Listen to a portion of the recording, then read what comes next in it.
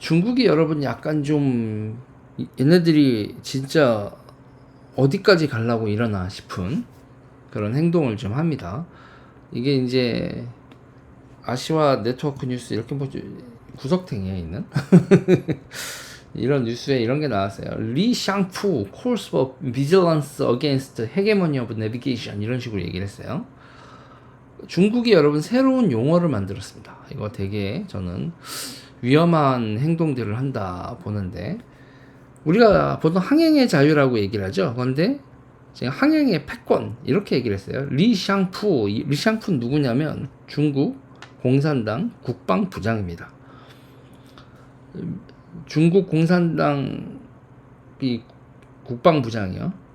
와가지고 중국의 국방부장이 나와서 지금 어디서 얘기를 했냐면 샹그릴라 회의에서 얘기를 했어요. 샹그릴라 회의라고 우리가 보통 얘기를 하는 그 회의의 정식 명칭은 아시아 안보 회의거든요. 그러니까 싱가포르의 샹그릴라 호텔에서 만나서 회의를 한다 해서 샹그릴라 회의라고 보통 얘기를 하지만 정식 명칭은 아시아 안보 회의.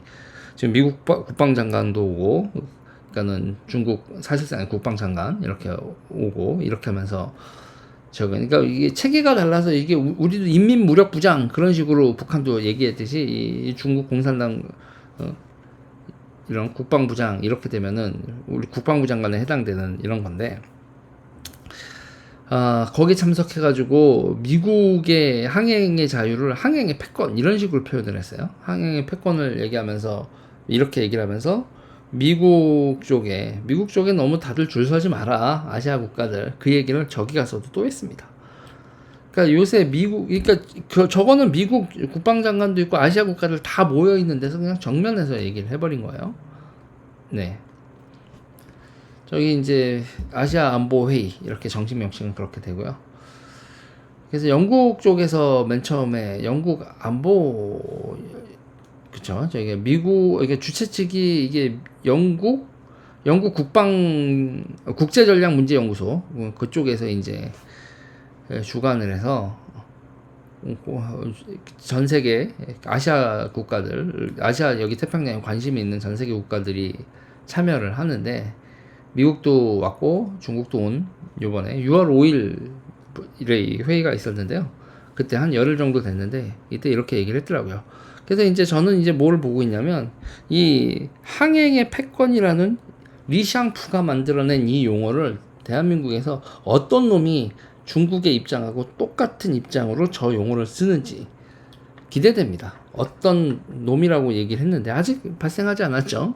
훗날 어떤 놈이 되실 분, 뭐 보통 대학 교수나 뭐 이럴 텐데, 항행의 패권이라는 용어, 중국이 만들어낸 용어를 읊어대면서 중국에, 그러니까 미국이 여러분,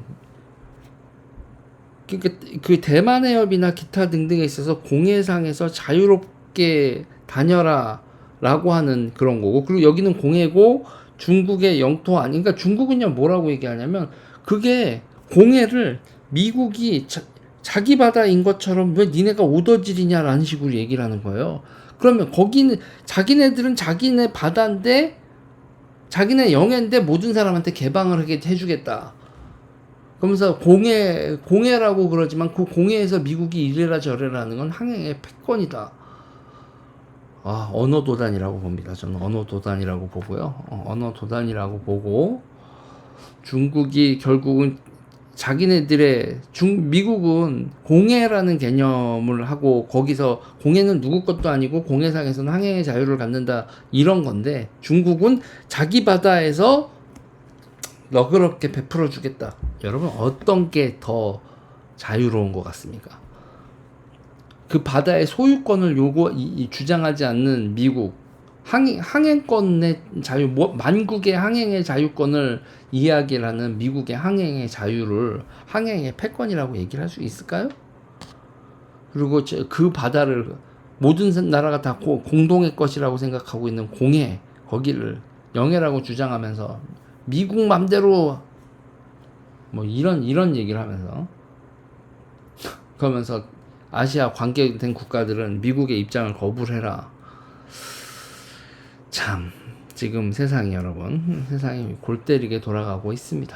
지금 이거는 한번 제가 얘기를 해야 될 것 같아서 얘기를 해놨어요. 한번 지켜보세요 여러분. 일단 리샹푸고가 쓰는 말인데 우리나라에서 앞으로 언 놈이 쓸지